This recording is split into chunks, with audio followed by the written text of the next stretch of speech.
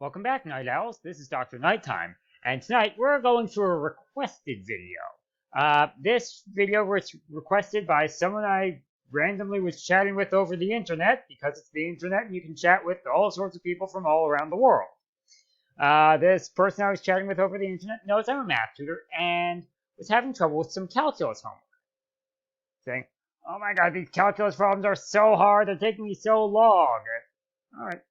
Yeah, could you let me look at them? I think there might be some shortcuts. And I finally got a hold of these questions a couple days after the assignment was due, so a little too late to help my friend, but a number of these were interesting enough that I thought, hey, these are worth making a video over. I found 5 problems that are interesting for some reason or another. These 5 problems all deal with curve sketching, right? They give you some function, and you have to sketch the curve as best as you can. The first one is just y equals sine of absolute value of x. So the annoying part here is this absolute value. Absolute values are annoying, especially when you're trying to do calculus. Right? The absolute value function is not differentiable. Instead, the trick here, you have to realize that when you have an absolute value, you need to switch to a piecewise function. Right? Absolute value of x is equal to x when x is positive, and it's equal to negative x when x is negative. So you have to say y equals sine of negative x when x is negative, and sine of x when x is positive. Next trick to notice is that because sine of x is an odd function, sine of negative x is the same as negative sine of x.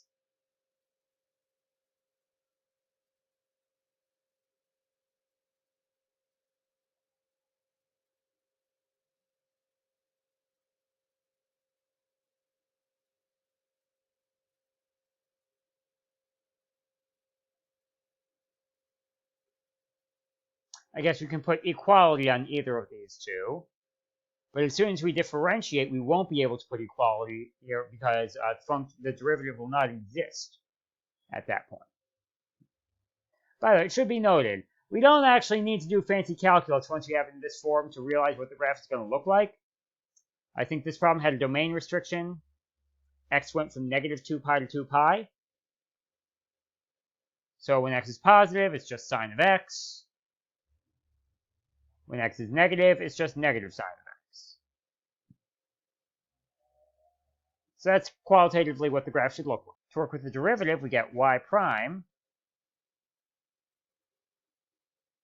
Derivative of negative sine is negative cosine.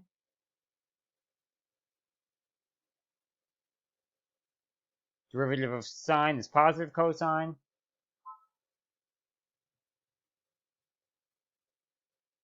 Oops. I just said that we weren't going to put equality because, again, the derivative does not exist at y equals 0. Or, sorry, at x equals 0. Y double prime. That will just get you positive sine x for negative values of x, and negative sine x for positive values of x. And so you get that the function itself is equal to 0 at these 5 points. The derivative will be 0 at these 4 points. You can check the concavity, realize it's concave down here and here, concave up here and here. And points of inflection will be the same as the zeros, sort of. Again, you've got this. It's not really a point of inflection because it's concave down both ways, but you've got that breakpoint there. All right.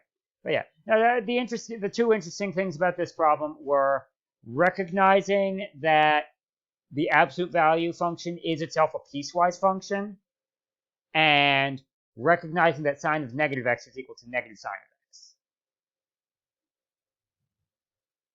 This next one is interesting, again, not because there's a clever shortcut, but just something else that, well, you'll see. This was y equals square root of 16 minus x squared. And again, here it actually helps to think about what this function looks like. And there's a rather simple description of what this graph looks like. Let's try to simplify this as best as we can. We don't really like square roots, right? They're tough to work with. Squaring both sides. Let's add the x squared to the other side.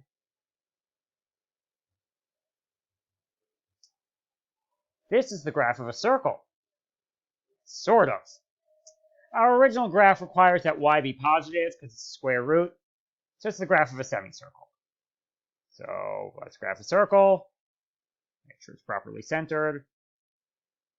And then let's get rid of half of the circle.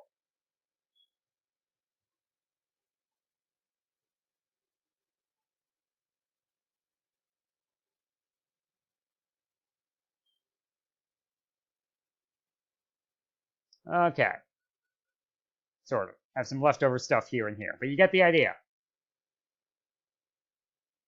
So we should get that there's a domain restriction. X has to be between -4 and 4, right? Not too surprising, given what happens inside the square root. If x is not between those two numbers, you try to take the square root of a negative, which never quite works out the way you planned it. And we should get that the derivative won't exist at these endpoints because you'll have vertical tangents, and that it is concave down the entire time. Okay, so now that we know what to expect based on some geometry, let's actually do the calculus, make sure it works out that way. 1/2, 16 minus x squared to the -1/2, right? Multiply by the power and lower power by 1. Don't forget the chain rule. We have to multiply by the -2x inside. This simplifies the 1/2 and the 2. Just multiply. You've got a negative left over, -x. The negative exponent means a denominator. The half means it's a square root. 16 minus x squared.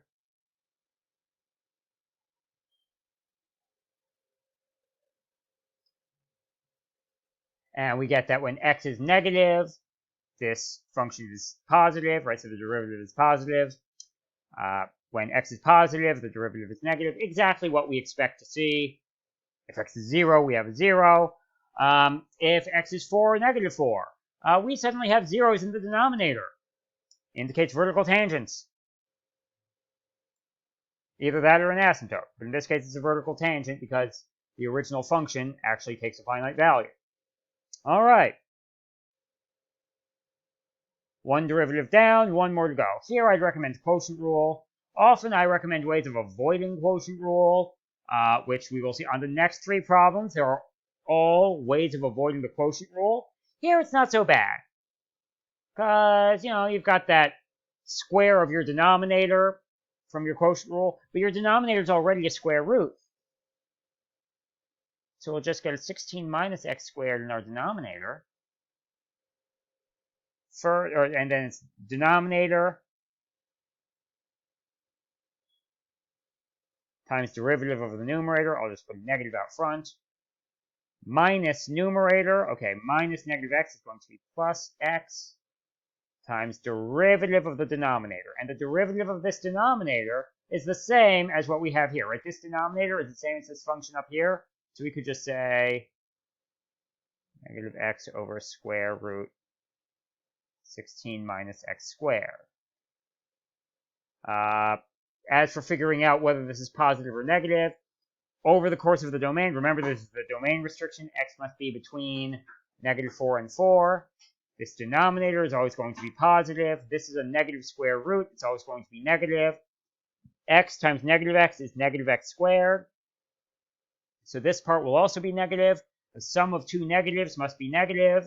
A negative divided by a positive must be negative. So all told, the second derivative is going to be negative the whole time. It's going to be concave down. Exactly what we expect. It's a semicircle. Of course it's concave down. So, again, while there weren't any good algebraic shortcuts, as long as you actually did the algebra, we could point out that because we know what this graph should look like, we're able to pretty easily get our expectations, right? We realize what it should look like, and then when we do the algebra, we realize, okay, what we thought was going to happen actually happened. Now these next three are all problems where if you just go through on autopilot, taking your derivatives without any sort of simplification first, you're going to have a bad time, which is what happened to my friend. So, buddy, when you're watching this, hopefully you'll say, oh, I wish I knew that back when I was doing the assignment. Anyway, what if we have the graph y equals x over 9 minus x squared? Right? So if we were the quotient rule, we'd end up with, for the first derivative, we'd end up with a quadratic in the numerator and a quartic in the denominator. And then for second derivative, we'd have fifth order stuff in our numerator, and we'd have to figure out when that was positive and when that was negative. Yeah, if that seems terrifying, it's because it is.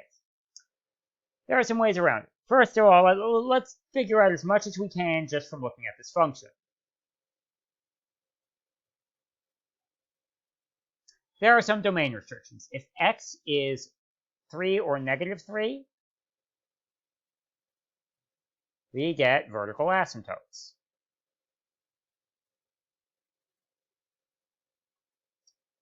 For large values of x, either large positive values or large negative values, we get approximately 0, right?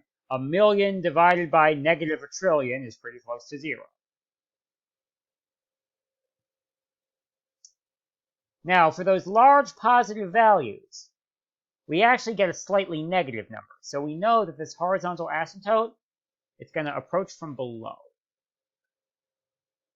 And for large negative values, we're getting a negative over a negative, so it's going to approach from above. If x is negative a little bit more than 3, so a little less than negative 3, this numerator is negative 3-ish, this denominator is negative a tiny little bit, we get a large positive.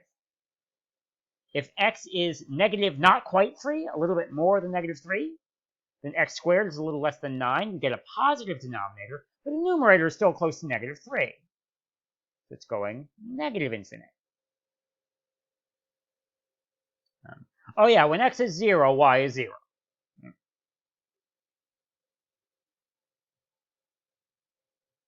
If x is just barely shy of 3, we get a positive divided by a positive. If x is a little bit more than 3, we get 3-ish divided by negative a little.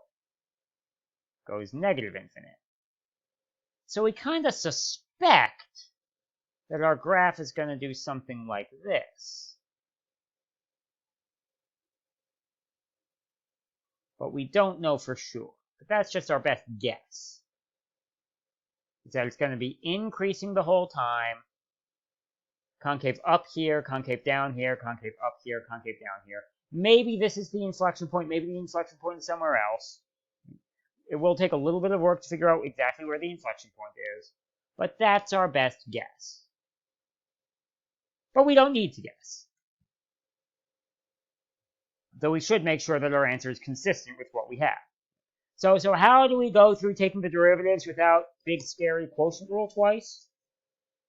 Well, we have to do something else that can seem a little scary, but trust me, it's not as bad. Partial fraction decomposition. This is a rational function. It's a polynomial divided by another polynomial. It is a proper rational function. The denominator is of strictly higher degree than the numerator. For a proper rational function, you can always factor the denominator and express it as a sum of smaller proper rational functions. The factors here are 3 plus x and 3 minus x. So I can say x over 9 minus x squared it's going to be something over 3 plus x plus something over 3 minus x. In order for these to be rational functions and proper rational functions, well, so the denominator has degree 1. The numerator needs degree less than 1. So numerators have to be constants. We'll call them a and b. And we have to solve for which a and b will get us this rational function. If we combine, if we get a common denominator to try to combine like terms, we get a times 3 minus x plus b times 3 plus x over 3 plus x times 3 minus x is going to be 9 minus x squared. All right. For fractions to be the same, if the denominators are the same, then the numerators must be the same.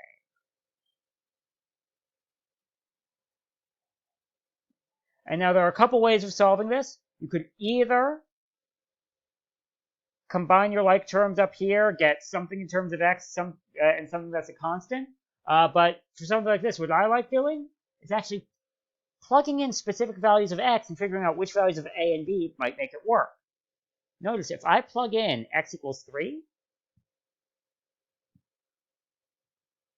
I get 3 equals a times 0 plus b times 6. So b is a half.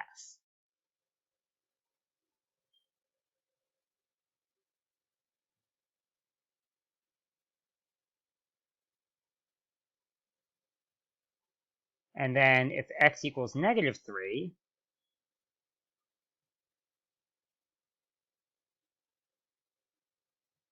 then what we're going to get is negative 3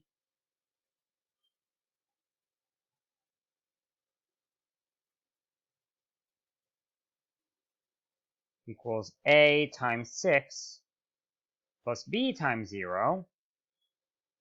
So a equals negative a half.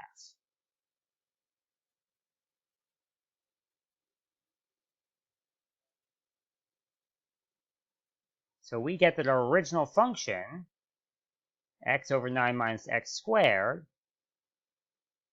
equals negative a half over 3 plus x plus positive a half over 3 minus x, which can be rewritten as negative 1/2 3 plus x and negative 1 plus positive 1/2 3 minus x and negative 1. Now we want to rewrite this, so now we want to use that version for the derivative. Again, if y equals negative 1/2 3 plus x and negative 1 plus a half and 3 minus x and negative 1, y prime, multiply by the powers,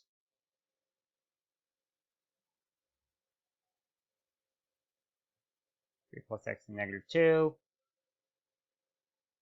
1/2 times negative 1 is negative half, then times the negative 1 from what's inside gets you back to positive a half. We didn't have to worry about it here because that was just going to be multiplication by 1.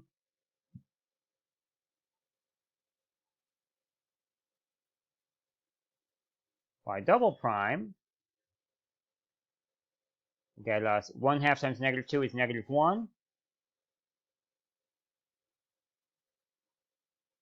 1/2, and again, multiply by the derivative of what's inside. You're just multiplying by 1. 1/2 times negative 2 is negative 1 times the negative 1 here. That's going to be a plus 1.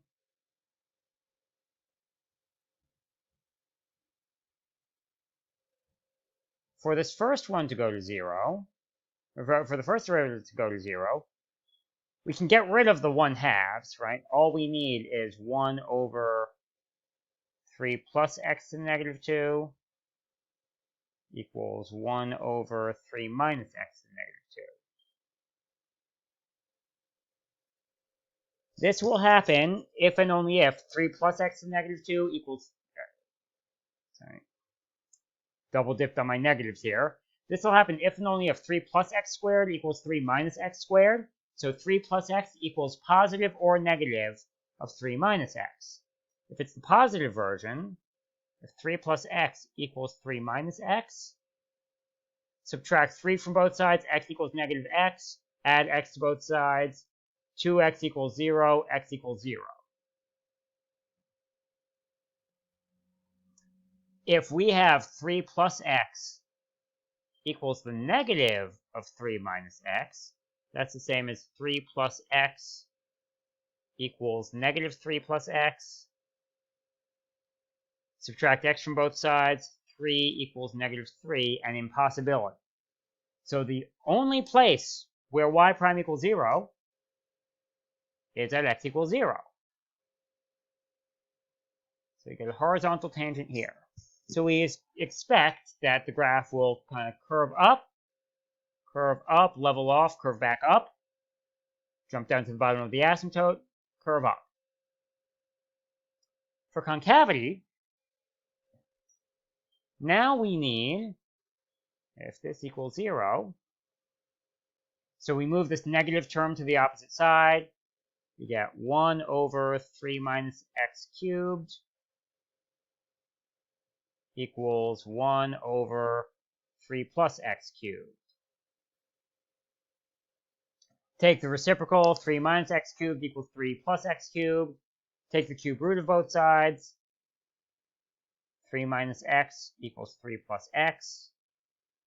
And just like we had over here, we get x equals 0. So our only inflection point is going to be here, which means it's going to have to curve up like this.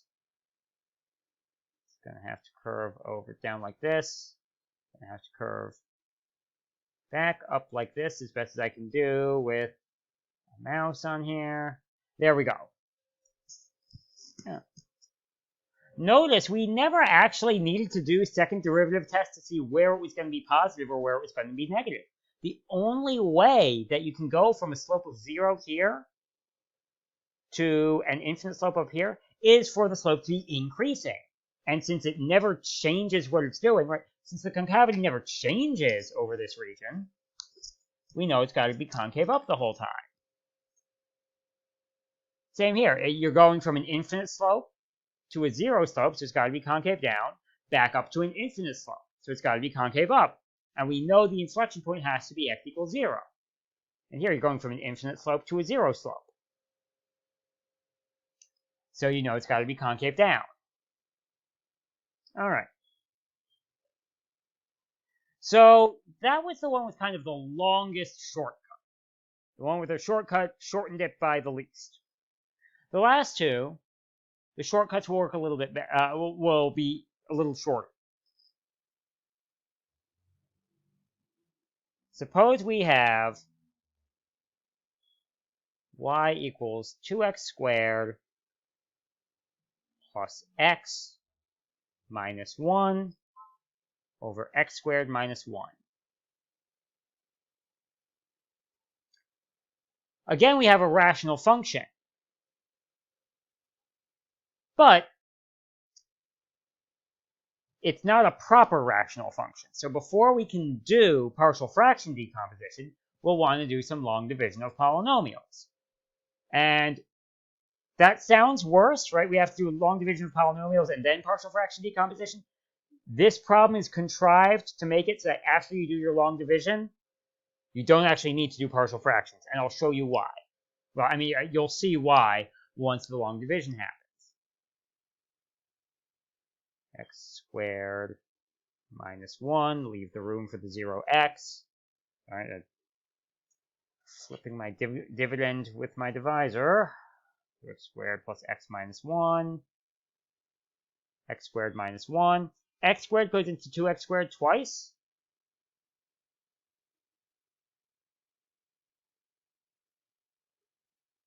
Subtract, you get an x plus 1.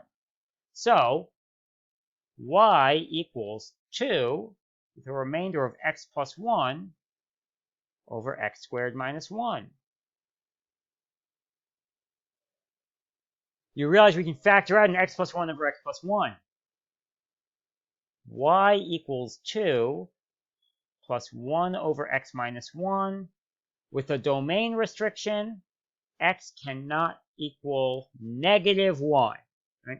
Because even though here it looks like the domain restriction is x equals positive 1, and that is a domain restriction, but there's another domain restriction up here, and so you're going to get a removable discontinuity. Now we know exactly what this graph looks like.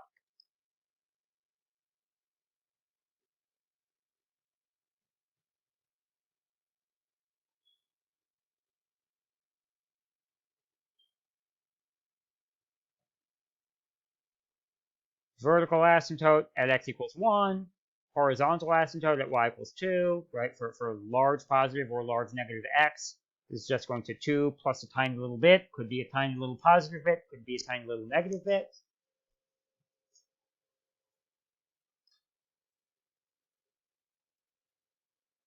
When x is large and positive, you're a little bit above 2. When x is large and negative, you're a little bit below 2. When x is a little more than 1, you're large and positive. When x is a little less than 1, you're large and negative.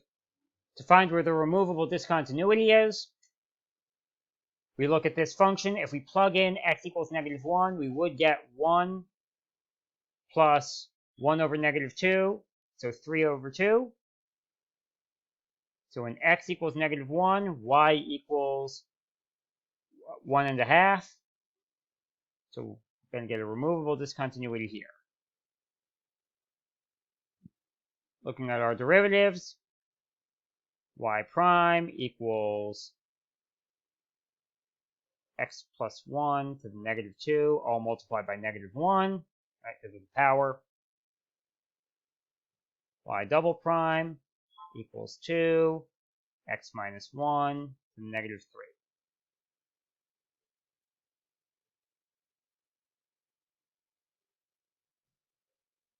Neither of these go to 0.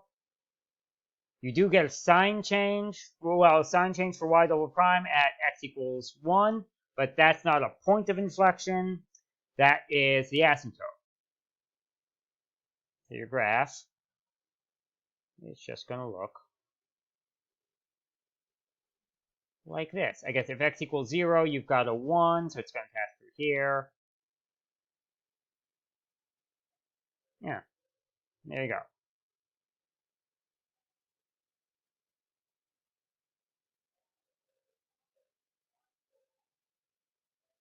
Last one.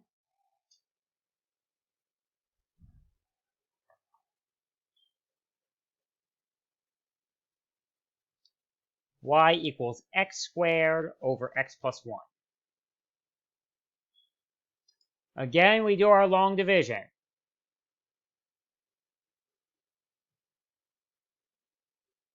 X goes into x squared x times.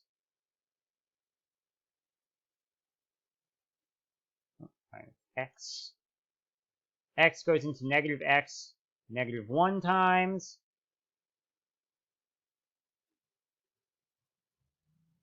So we get y equals x minus 1 plus 1 over x plus 1. Looking at our graph now,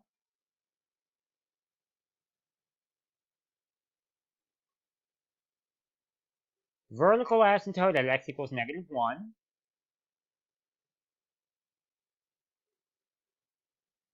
Oblique or diagonal asymptote at y equals x minus 1, right? For large values of x, this piece just goes away and it behaves like x minus 1. When x is large and positive, this is a small positive value, so it's barely above the asymptote. When x is large and negative, this is a negative value, so it's below the asymptote. Let's continue the asymptote a little further in the negative direction.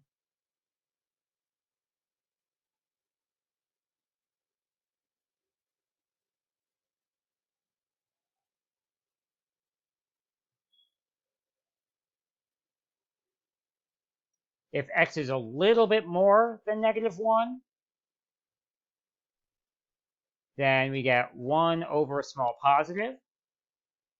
If x is a little less than negative 1, we get 1 over a small negative. So we know that qualitatively it's going to kind of curve around, curve up, curve down. So we expect it to be concave up all over here, concave down all over here, and we expect there to be two inflection points. Two critical points. Let's see if that's true. Y prime equals 1. The negative 1 goes away. We get minus 1 over x plus 1 squared.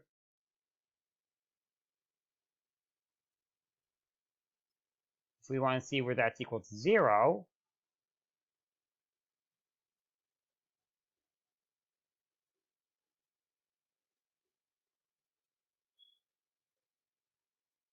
we add 1 over x plus 1 squared to both sides.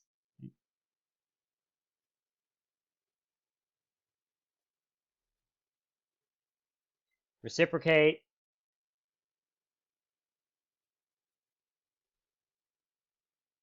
Oops, equals 1.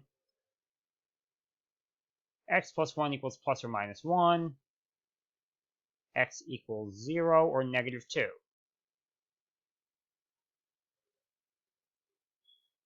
So when x equals 0, this goes to 0. When x equals negative 2, we get 4 over negative 1. So negative 4. And those should be our critical points. Kind of spoiling it a bit because we haven't actually taken the second derivative yet. But when we take our y double prime, this 1 goes away.